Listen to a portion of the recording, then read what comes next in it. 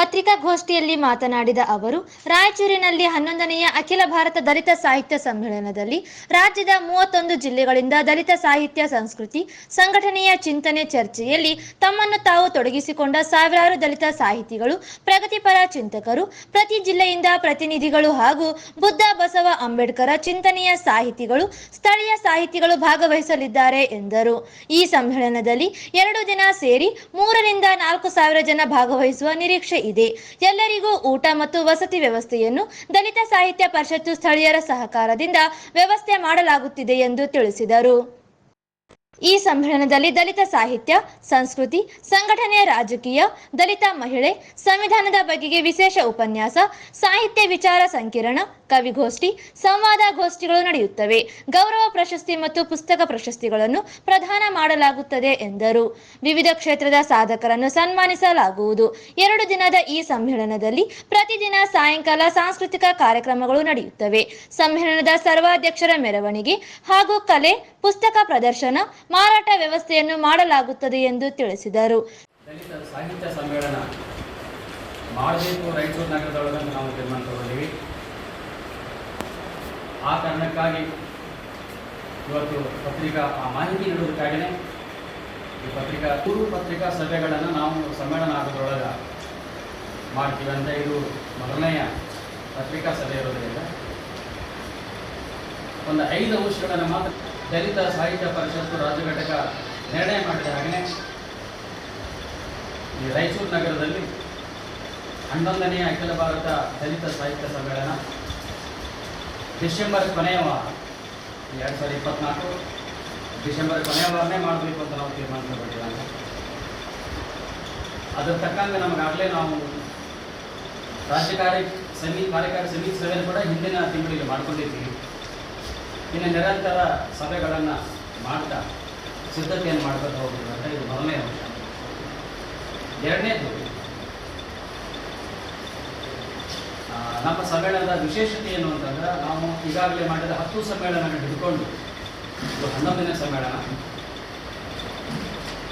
10 ಸಮ್ಮೇಳನ ಎಲ್ಲೇನಾದ್ರು ಅಂತೇಳಿ ನಮ್ಮ ಸಮ್ಮೇಳನದ ವಿಶೇಷತೆ ಏನು ಅಂದರೆ, 10 ಸಮ್ಮೇಳನ ಒಳಗೊಂಡು ನಮ್ಮ ಸಮ್ಮೇಳನಕ್ಕೆ ಉಚಿತ ನೋಂದಣಿ. ತಾವು ದಯಮಾಡಿ ಅದನ್ನು ಬಾಕ್ಸ್ ಮಾಡಿ ಏನಾದ್ರು ಹಾಕಿದ್ರೆ ಚಲೋ ಅಂತ ಅನ್ಕೋತಿಲ್ಲ. ನಾನು ಉಚಿತ ನೋಂದಣಿ, ನಾವು ಯಾವುದೇ ನೋಂದಣಿ ಶುಲ್ಕ ತಗೊಳ್ಳೋದಿಲ್ಲ ಪ್ರತಿನಿಧಿಗಳಿಗೆ.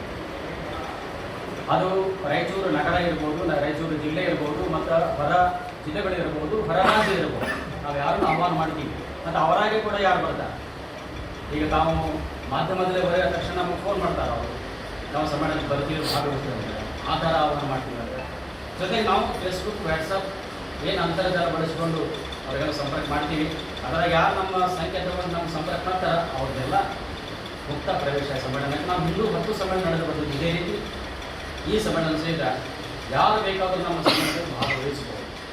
ಸಮ್ಮೇಳನದ ಸಿದ್ಧತೆಗಾಗಿ ಹಣಕಾಸು ಸಮಿತಿ, ಊಟೋಪಚಾರ ಸಮಿತಿ, ವಸತಿ ಸಮಿತಿ, ಅಲಂಕಾರ ಸಮಿತಿ, ಮೆರವಣಿಗೆ ಸಮಿತಿ, ಪುಸ್ತಕ ಮಳಿಗೆ ಸಮಿತಿ, ಸನ್ಮಾನ ಸಮಿತಿ, ಸಾಂಸ್ಕೃತಿಕ ಕಾರ್ಯಕ್ರಮಗಳ ಸಮಿತಿಗಳನ್ನು ರಚಿಸಿ ಸಮ್ಮೇಳನದ ಯಶಸ್ವಿಗಾಗಿ ಎಲ್ಲರೂ ಶ್ರಮಿಸಲು ರಾಯಚೂರು ಪರಿಸರದ ದಲಿತ ಹಾಗೂ ದಲಿತೇತರ ಸಾಹಿತಿಗಳು, ಕಲಾವಿದರು, ಸಂಘಟಕರು, ವಿವಿಧ ಸಂಘ ಸಂಸ್ಥೆಗಳ ಪದಾಧಿಕಾರಿಗಳು ಹಾಗೂ ಸದಸ್ಯರಲ್ಲಿ ಮನವಿ ಮಾಡಲಾಗುವುದು. ಸಮ್ಮೇಳನದಲ್ಲಿ ಭಾಗವಹಿಸುವವರಿಗೆ ಉಚಿತ ಪ್ರವೇಶವಿದೆ.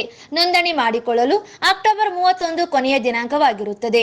ನೋಂದಣಿ ದೂರವಾಣಿ ಮೂಲಕ, ವಾಟ್ಸ್ಆಪ್ ಮೂಲಕ ಸಂದೇಶ ಕಳಿಸಿ ನೋಂದಣಿ ಪಡೆಯಬಹುದಾಗಿದೆ. ವಾಟ್ಸ್ಆಪ್ ಸಂಖ್ಯೆ 9448789322 ಹಾಗೂ 9742926390.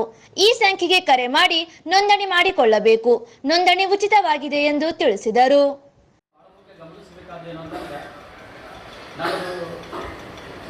ಒಂದು ವರ್ಗಕ್ಕೆ, ಒಂದು ಜಾತಿಗೆ ಸಂಬಂಧಪಟ್ಟ ಸಮ್ಮೇಳನ ಅಲ್ಲ.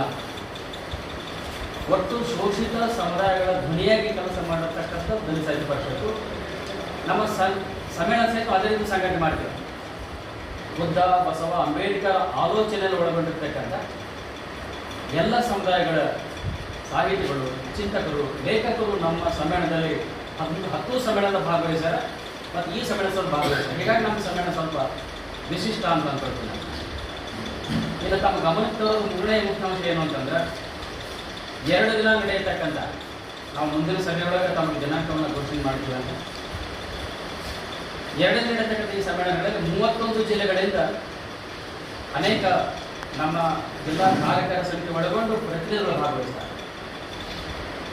ಎರಡನೇದು ನಾನು ಆಗಲೇ ತಾನು ಹೇಳಿದಾಗಲೇ ಬುದ್ಧ, ಬಸವ, ಅಂಬೇಡ್ಕರ್ ಈ ರೀತಿ ಪ್ರಗತಿಪರ ಆಲೋಚನೆ ಹೊಂದಿರತಕ್ಕಂಥ ಎಲ್ಲ ಸಮುದಾಯದ ಸಾಹಿತಿಗಳು, ನಮ್ಮ ಸಂಘಟನೆ ಸಮಿತಿಯ ಸಂಗಾತಿಗಳು, ಕಲಾವಿದರು, ಹೋರಾಟಗಾರರು, ಈ ಥರ ವಿಭಿನ್ನವಾಗಿ ಬಹುಶಃ ಕರ್ನಾಟಕದೊಳಗೆ ನಾನು ಕಂಡುಕೊಂಡಿದ್ದು ಕರ್ನಾಟಕದೊಳಗೆ ಎಲ್ಲ ಸಮುದಾಯಗಳ ಒಂದು ಶೋಷಿತ ಧ್ವನಿಪರವಾಗಿ ಭಾಗವಹಿಸ್ತಕ್ಕಂಥ ಒಂದು ವಿಶೇಷ ಸಮ್ಮೇಳನ ಮತ್ತು ಪರಿಷತ್ತು ಮಾತ್ರ ಅಂತ ನಮ್ಮ ದಲಿತ ಪರಿಷತ್ತು ಅಂತ.